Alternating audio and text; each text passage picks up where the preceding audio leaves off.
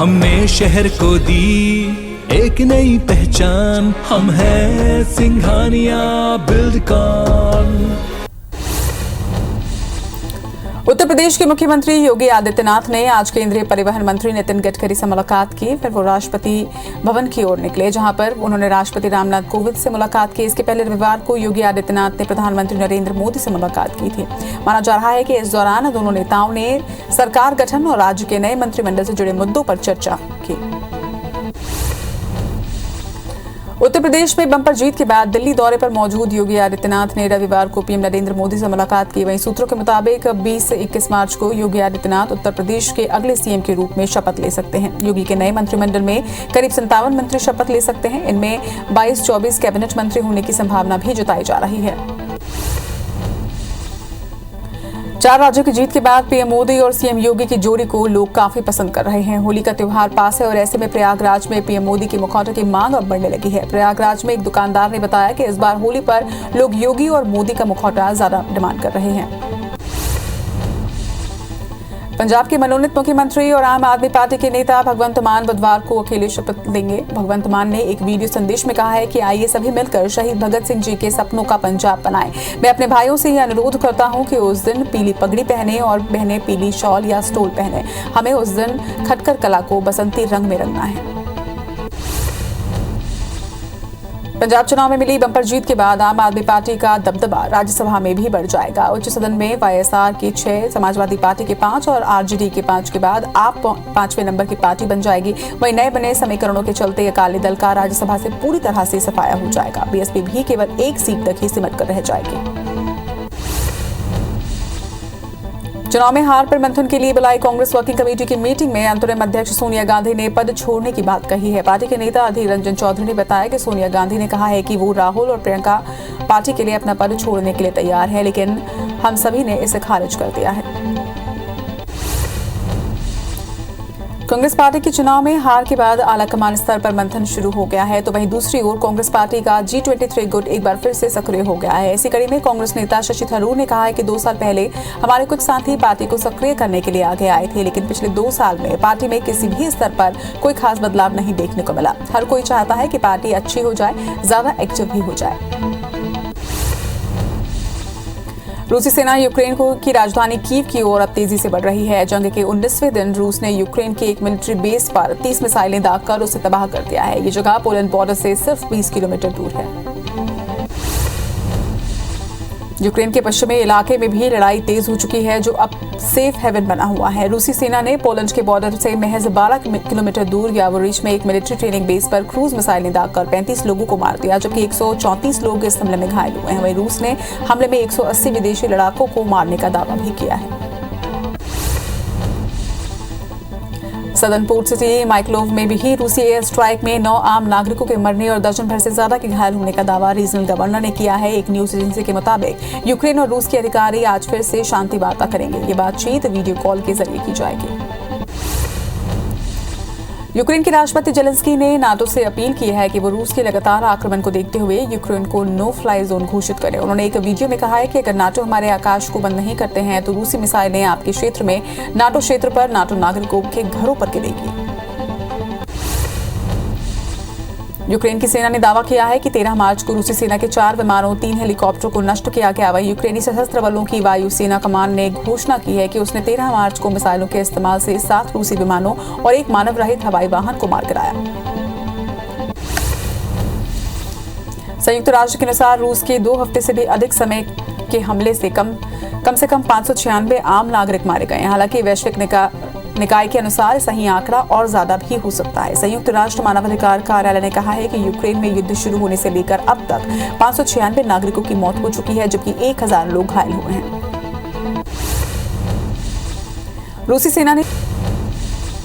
रूसी सेना ने राजधानी कीव के पास इरपिन शहर में एक अमेरिकी पत्रकार रेनॉल्ड की गर्दन में गोली मार दी, जिससे उसकी मौत हो गई है। 51 साल के Reynold award winning film maker भी थे। रेनॉल्ड का साथी पत्रकार जुआन ओरेडंडो घायल है, जिसकी हालत गंभीर है। इलाज जारी है। जर्मनी की राजधानी बर्लिन में एक बार फिर से रूस के खिलाफ बड़ा प्रदर्शन किया गया। यहाँ पर 30,000 से ज्यादा लोग हाथ में यूक्रेन का झंडा लेकर इसमें शामिल हुए। ये सभी शीत युद्ध के दौरान विभाजित जर्मनी के प्रतीक ब्रेंडनबर्ग गेट के पास इकट्ठा हुए। प्रोटेस्टर ने कहा है कि हम यूक्रेन के लोगों को भूलेंगे नहीं, प्रदर्शन जारी रहेगा। रूस ने यूक्रेन में अपनी लड़ाई को तेज करने के लिए चीन से मिलिट्री इक्विपमेंट मांगे हैं। अमेरिकी अधिकारियों के हवाले से ये रिपोर्ट में कहा गया है कि रूसी राष्ट्रपति पुतिन ने चीनी राष्ट्रपति शी जिनपिंग से अतिरिक्त आर्थिक सहयोग भी मांगा है ताकि अमेरिका, यूरोप और एशियाई देशों की तरफ से लगाए प्रतिबंधों से अपनी इकोनॉमी को बचा सके। व्हाइट हाउस राष्ट्रीय सुरक्षा परिषद की प्रवक्ता ने कहा है कि हमारे राष्ट्रीय सुरक्षा सलाहकार और चीनी विदेश नीति के वरिष्ठ सलाहकार के बीच वार्ता होगी, जिससे हमारे दोनों ही देशों के बीच प्रतिस्पर्धा का प्रबंधन करने और यूक्रेन युद्ध के क्षेत्रीय और वैश्विक सुरक्षा प्रभाव पर चर्चा करने के प्रयासों पर केंद्रित होगी। वहीं व्हाइट हाउस ने चीन पर झूठे रूसी दावों को फैलाने का आरोप लगाया। अमेरिकी राष्ट्रपति जो बाइडेन ने यूक्रेन संकट पर फ्रांस के राष्ट्रपति इमैनुअल मैक्रों से बातचीत की। उन्होंने हाल की राजनयिक गतिविधियों की समीक्षा की और रूस को उसके कार्यों के लिए जवाबदेह ठहराने और यूक्रेन की सरकार और लोगों का समर्थन करने की अपनी प्रतिबद्धता को रेखांकित किया। भारत की मिसाइल पाकिस्तान में गिरने पर पीएम इमरान खान ने पहली बार प्रतिक्रिया दिया है। उन्होंने एक रैली में कहा कि आप सब जानते हैं कि 9 मार्च को क्या हुआ। भारत की तरफ से हमारे देश पर एक मिसाइल दागी गई। हम चाहते तो उसी वक्त इसका जवाब दे सकते थे, लेकिन हमने होश में काम लिया। इसके पहले पाकिस्तान ने मामले की जांच में खुद को शामिल करने की बात कही थी। कनाडा में हुए एक सड़क हादसे में 5 भारतीय छात्रों की मौत हो गई है। ये हादसा शनिवार को ओंटारियो हाईवे पर शनिवार को हुआ। 5 स्टूडेंट्स कार से जा रहे थे। वे रास्ते में कार की टक्कर एक ट्रैक्टर ट्रेलर से हो गई, जिसके बाद उनकी मौत हो गई। कनाडा में भारतीय उच्चायुक्त अजय बिसारिया ने सोमवार को इस हादसे की जानकारी साझा की। इसके साथ ही परिवार के प्रति संवेदना व्यक्त की है। कोरोना महामारी का अंत अब जल्द ही घोषित किया जा सकता है। विश्व स्वास्थ्य संगठन के पब्लिक हेल्थ एक्सपर्ट्स ने इस बात पर चर्चा शुरू कर दी है। हालांकि WHO ने कहा है कि महामारी के अंत की घोषणा तुरंत करने के बारे में फिलहाल कोई विचार नहीं किया जा रहा है। सभी से चर्चा के बाद ही कोई फैसला लिया जाएगा।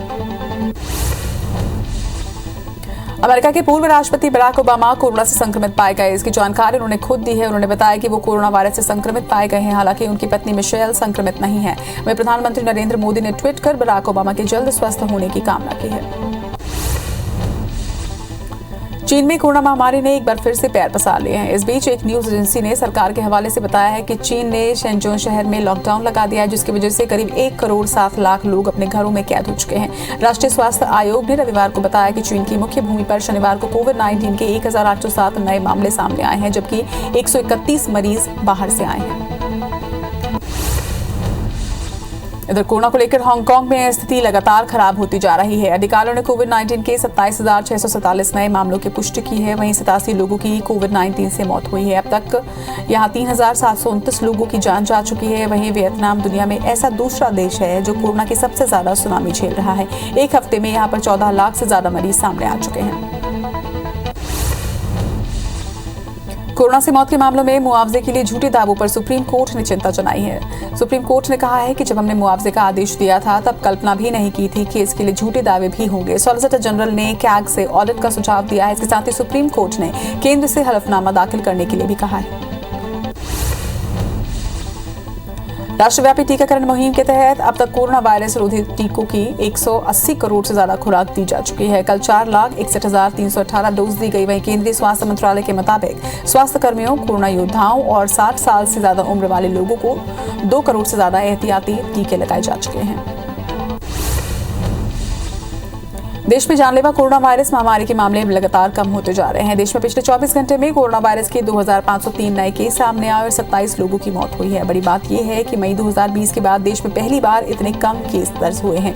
देश में अब एक्टिव मामलों की संख्या घटकर 36,168 पर पहुंच चुकी है। वहीं इस महामारी से जान गंवाने वालों की संख्या बढ़कर 5,15,877 पर पहुंच चुकी है। मध्य प्रदेश में बीते 24 घंटे में कोरोना के 56 नए मामले सामने आए हैं, जबकि बीते 24 घंटे में प्रदेश में किसी भी व्यक्ति की मौत इस बीमारी से नहीं हुई है। राज्य में अब तक कुल 10,733 लोगों ने इस बीमारी से जान गंवाई है। वहीं रविवार को कोरोना से इंदौर में 4 और भोपाल में 7 नए मामले दर्ज किए गए।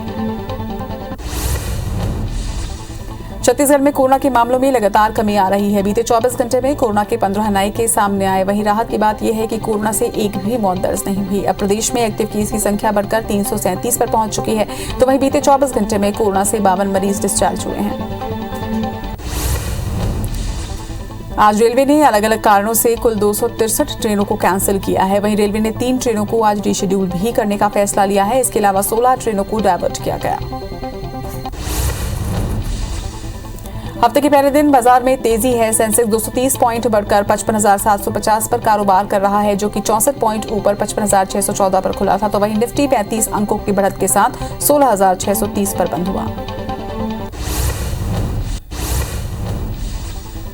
छत्तीसगढ़ विधानसभा में किसान आंदोलन के मामले में विपक्ष ने किसानों को काजी हाउस में बंद करने का आरोप लगाया है। इस दौरान विपक्ष ने आंदोलनरत किसानों को 1 करोड़ रुपए मुआवजा और नौकरी देने की मांग रखी है। बता दें कि सदन में किसानों की मौत पर विपक्ष ने स्थगन प्रस्ताव लाया था।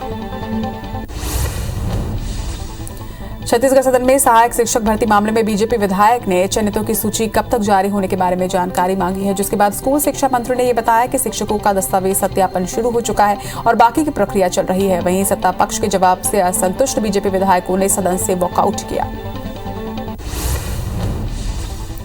बीजेपी सरकार प्रदेश के किसानों को राहत देने वाली है। सीएम शिवराज सिंह चौहान ने कहा है कि जो किसान डिफॉल्टर हो गए हैं उन्हें कर्ज का ब्याज अब प्रदेश सरकार देगी। वहीं कमलनाथ सरकार के दौरान किसानों की कर्ज माफी नहीं हुई है, जिससे कई किसान डिफॉल्टर हो गए। मध्य प्रदेश में आज शाम 7 बजे बीजेपी विधायक दल की एक बैठक होगी। विधायक दल की इस बैठक में बजट सत्र को लेकर रणनीति बनाई जाएगी। सीएम हाउस में मुख्यमंत्री शिवराज सिंह चौहान की अध्यक्षता में विधायक दल की ये बैठक आयोजित की गई है। इस बैठक में सभी विधायकों को मौजूद रहने के निर्देश दिए गए हैं। भोपाल में आज मध्य प्रदेश कांग्रेस असंगठित कामगार की बैठक रखी गई है। वहीं प्रदेश अध्यक्ष कमलनाथ की अध्यक्षता में बैठक आयोजित होगी। इस बैठक में प्रदेश भर के कांग्रेस कार्यकर्ता जुटेंगे। मध्य प्रदेश के गृह मंत्री नरोत्तम मिश्रा ने पुलिसकर्मियों को अवकाश देने की घोषणा की है। गृह मंत्री ने परिवार सहित द कश्मीर फाइल्स देखने के लिए अवकाश देने की घोषणा की। ये निर्देश मंत्री ने डीजीपी को दिए हैं।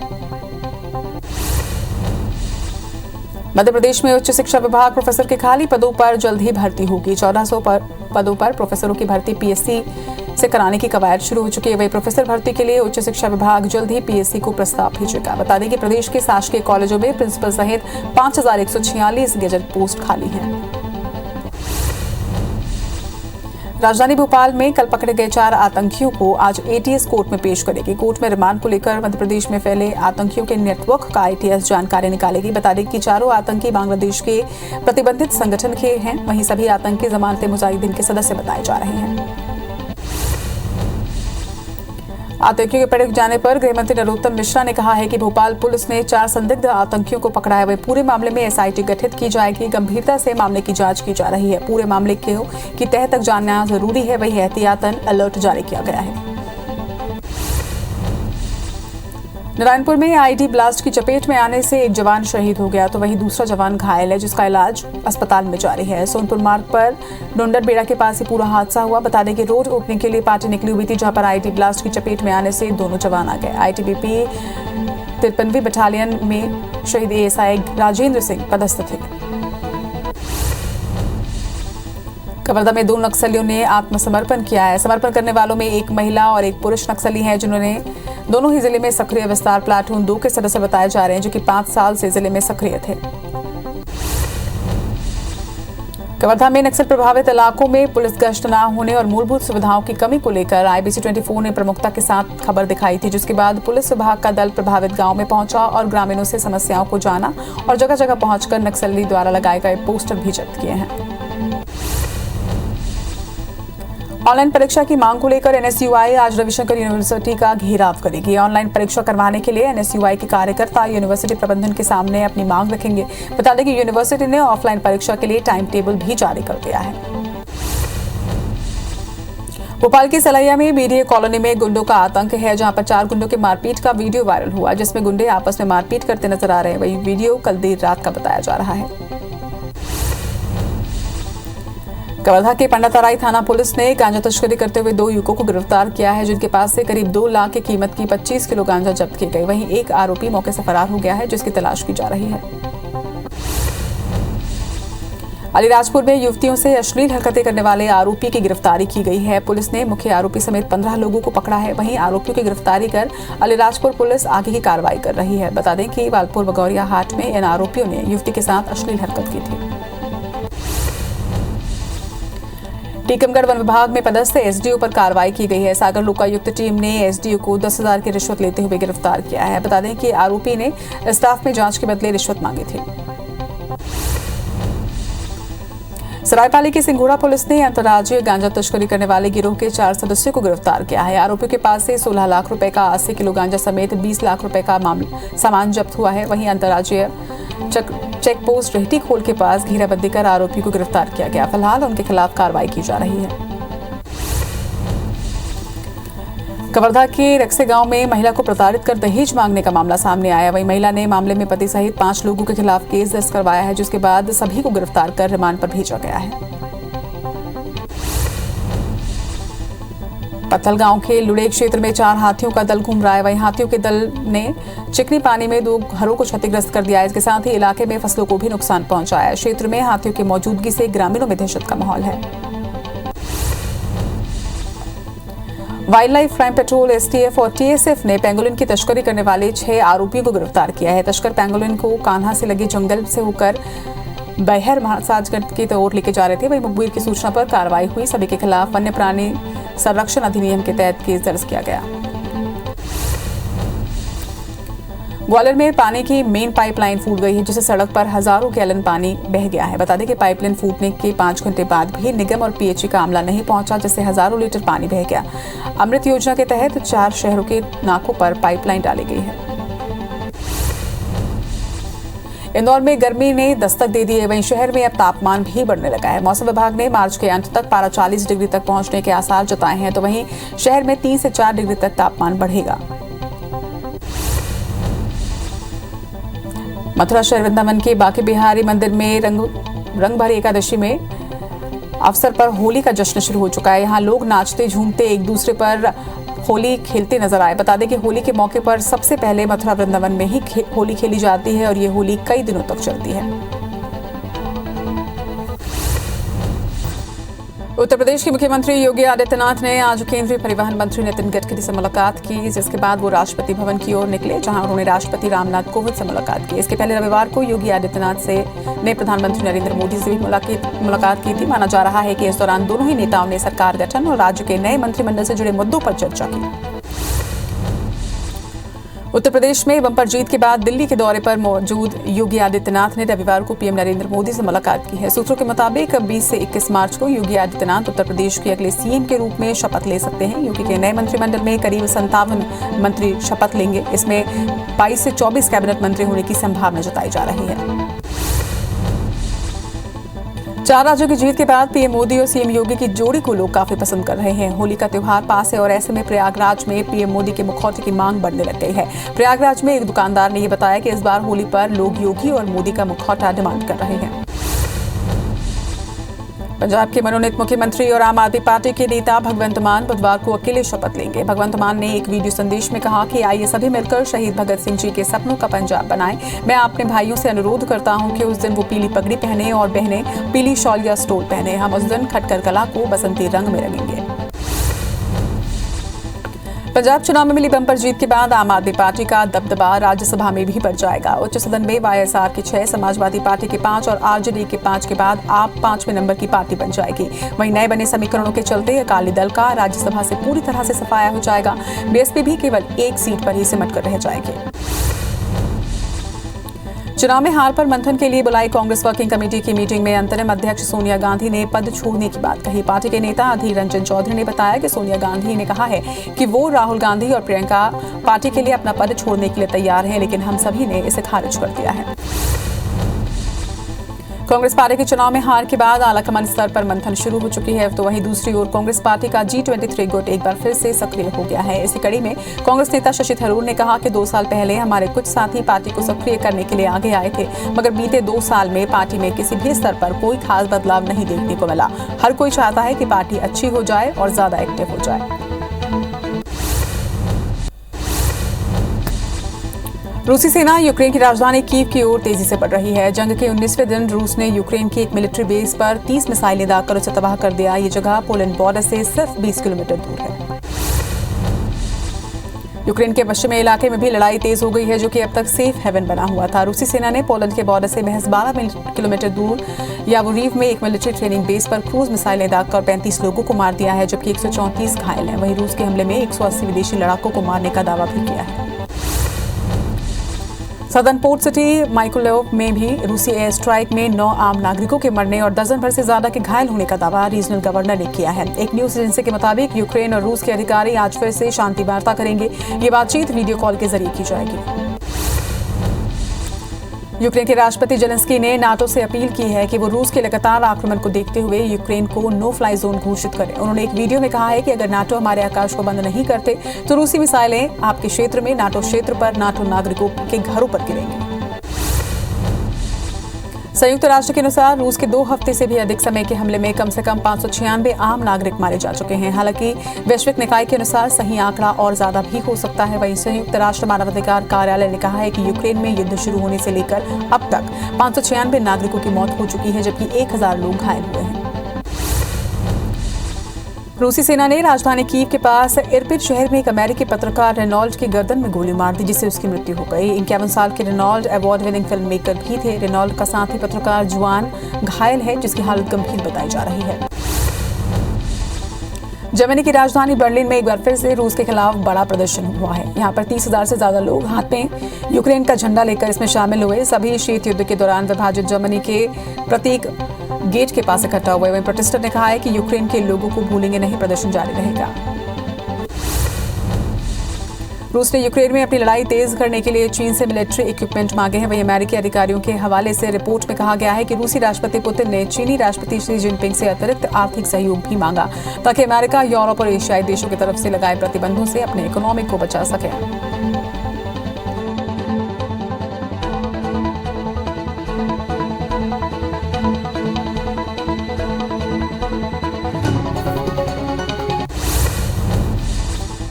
व्हाइट हाउस राष्ट्रीय सुरक्षा परिषद की प्रवक्ता ने कहा कि हमारे राष्ट्रीय सुरक्षा सलाहकार और चीनी विदेश नीति के वरिष्ठ सलाहकार के बीच वार्ता होगी। इसमें हमारे दोनों ही देशों के बीच प्रतिस्पर्धा का प्रबंधन करने और यूक्रेन युद्ध के क्षेत्रीय और वैश्विक सुरक्षा प्रभाव पर चर्चा करने के प्रयासों पर केंद्रित होगी। वहीं व्हाइट हाउस ने चीन पर झूठे रूसी दावों को फैलाने का आरोप लगाया है। अमेरिकी राष्ट्रपति जो बाइडेन ने यूक्रेन संकट पर फ्रांस के राष्ट्रपति इमैनुअल मैक्रो से बातचीत की। उन्होंने हाल की राजनीतिक गतिविधियों की समीक्षा की और रूस को उसके कार्यों के लिए जवाबदेह ठहराने और यूक्रेन की सरकार और लोगों का समर्थन करने की अपनी प्रतिबद्धता को रेखांकित किया। भारत की मिसाइल पाकिस्तान में गिरने पर पीएम इमरान खान ने पहली बार प्रतिक्रिया दी है। उन्होंने एक रैली में कहा कि आप सब जानते हैं कि 9 मार्च को क्या हुआ। भारत की तरफ से हमारे देश पर एक मिसाइल दागी गई। हम चाहते तो उसी वक्त इसका जवाब दे सकते थे, लेकिन हमने होश में काम लिया। इससे पहले पाकिस्तान ने मामले की जांच में खुद को शामिल करने की बात कही थी।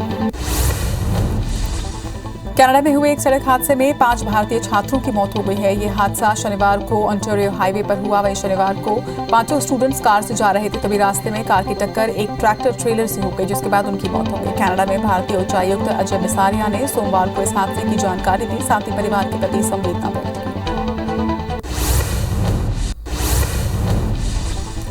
कोरोना महामारी का अंत अब जल्दी घोषित किया जा सकता है। विश्व स्वास्थ्य संगठन के पब्लिक हेल्थ एक्सपर्ट्स ने इस बात पर चर्चा शुरू कर दी है। हालांकि WHO ने कहा है कि महामारी के अंत की घोषणा तुरंत करने के बारे में फिलहाल कोई भी विचार नहीं किया जा रहा है। सभी से चर्चा के बाद ही कोई फैसला लिया जाएगा। अमेरिका के पूर्व राष्ट्रपति बराक ओबामा कोरोना से संक्रमित पाए गए हैं। इसकी जानकारी उन्होंने खुद दी है। उन्होंने बताया कि वो कोरोना वायरस से संक्रमित पाए गए हैं। हालांकि उनकी पत्नी मिशेल संक्रमित नहीं है। वहीं प्रधानमंत्री नरेंद्र मोदी ने ट्वीट कर बराक ओबामा की जल्द ही स्वस्थ होने की कामना की है।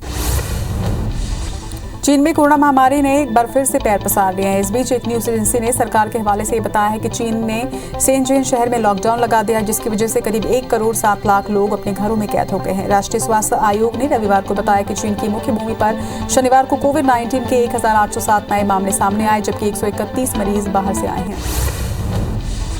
कोरोना को लेकर हांगकांग में स्थिति लगातार खराब होती जा रही है। अधिकारियों ने कोविड-19 के 27,647 नए मामलों की पुष्टि की गई है और 87 लोगों की कोविड-19 से मृत्यु भी हुई है। अब तक यहां पर 3,729 लोगों की जान जा चुकी है। वहीं वियतनाम दुनिया में एक ऐसा देश है जो कि कोरोना की सबसे ज्यादा सुनामी झेल रहा है। एक हफ्ते में यहां पर 14 लाख से ज्यादा मरीज सामने आ चुके हैं। कोरोना से मौत के मामले में मुआवजे के लिए झूठे दावों पर सुप्रीम कोर्ट ने चिंता जताई है। सुप्रीम कोर्ट ने कहा कि जब हमने मुआवजे का आदेश दिया था तब कल्पना भी नहीं की थी कि इसके लिए झूठे दावे भी होंगे। सॉलिसिटर जनरल ने कैग के ऑडिट का सुझाव दिया है। इसके साथ ही सुप्रीम कोर्ट ने केंद्र से हलफनामा दाखिल करने के लिए भी कहा है। देश भर में बच्चों के लिए भी वैक्सीनेशन की अब शुरुआत होने जा रही है। 12 से 14 साल के बच्चों को 16 मार्च से वैक्सीनेशन लगाई जाएगी। केंद्रीय स्वास्थ्य मंत्री ने जानकारी देते हुए बताया कि बच्चे देश का भविष्य हैं और कोरोना महामारी को देखते हुए उनका वैक्सीनेशन जरूरी है, जिसे देखते हुए सरकार ने यह फैसला लिया। राष्ट्रव्यापी टीकाकरण मुहिम के तहत अब तक कोरोना वायरस रोधी टीकों की 180 करोड़ से ज्यादा खुराक दी जा चुकी है। वहीं कल 4,61,318 डोज दी गई। केंद्रीय स्वास्थ्य मंत्रालय के मुताबिक स्वास्थ्यकर्मी, कोरोना योद्धा और 60 साल से ज्यादा उम्र वाले लोगों को 2 करोड़ से ज्यादा एहतियाती टीके लगाए जा चुके हैं। देश में जानलेवा कोरोना वायरस महामारी के मामले अब लगातार कम होते जा रहे हैं। देश में बीते 24 घंटे में कोरोना वायरस के 2,503 नए केस सामने आए और 27 लोगों की मौत भी हुई है। बड़ी बात यह है कि 2020 के बाद देश में पहली बार इतने कम केस दर्ज किए गए। वहीं देश में अब एक्टिव मामलों की संख्या घटकर 36,168 पर पहुंच गई है। वहीं इस महामारी से जान गंवाने वालों की संख्या बढ़कर 5,15,877 हो गई है। मध्य प्रदेश में बीते 24 घंटे में कोरोना के 56 नए मामले सामने आए, जबकि बीते 24 घंटे में प्रदेश में किसी भी व्यक्ति की मौत नहीं हुई। राज्य में अब तक कुल 10,733 लोगों ने इस बीमारी से जान गंवाई है। वहीं रविवार को कोरोना के इंदौर में 4 और भोपाल में 7 नए मामले दर्ज किए गए। छत्तीसगढ़ में कोरोना के मामलों में लगातार कमी देखी जा रही है। बीते 24 घंटे में कोरोना के 15 नए केस सामने आए। वहीं राहत की बात है कि कोरोना से एक भी मौत दर्ज नहीं की गई। अब प्रदेश में एक्टिव केस की संख्या बढ़कर 337 है। वहीं बीते 24 घंटे में कोरोना से 52 मरीज डिस्चार्ज भी हुए। आज रेलवे ने अलग अलग कारणों से कुल 263 ट्रेनों को कैंसिल किया है। तो वहीं रेलवे में 3 ट्रेनों को आज रीशेड्यूल भी करने का फैसला लिया है। इसके अलावा 16 ट्रेनों को डायवर्ट किया गया है। छत्तीसगढ़ विधानसभा में किसान आंदोलन के मामले में विपक्ष ने किसानों को कांजे हाउस में बंद करने का आरोप लगाया। वहीं इस दौरान विपक्ष ने आंदोलनरत किसानों को 1 करोड़ रुपए मुआवजा और नौकरी देने की मांग रखी। बता दें कि सदन में किसान की मौत पर विपक्ष ने स्थगन प्रस्ताव लाया था। छत्तीसगढ़ सदन में सहायक शिक्षक भर्ती मामले में बीजेपी विधायक ने चयनितों की सूची कब तक जारी होने के बारे में जानकारी मांगी है, जिसके बाद स्कूल शिक्षा मंत्री ने बताया कि शिक्षकों का दस्तावेज सत्यापन पूरा हो चुका है और बाकी की प्रक्रिया जारी है। सत्ता पक्ष के जवाब से असंतुष्ट बीजेपी विधायकों ने सदन से वॉकआउट किया। मध्य प्रदेश विधानसभा में सीएम शिवराज ने मुख्यमंत्री कन्यादान योजना शुरू करने की घोषणा की है। इसके साथ ही सीएम ने बिजली बिलों पर बड़ी घोषणा की। उन्होंने कहा कि कोविड काल के दौरान बिजली बिल माफ किया जाएगा। वहीं 48 लाख बिजली उपभोक्ताओं का 6 करोड़ से ज्यादा का बिजली बिल सरकार माफ करेगी। विधानसभा में सीएम शिवराज ने बड़ा ऐलान किया है। सरकार कोविड काल के बिजली बिल अब माफ करेगी। प्रदेश के 48 लाख बिजली उपभोक्ताओं का 6 करोड़ से भी ज्यादा का बिल माफ किया जाएगा।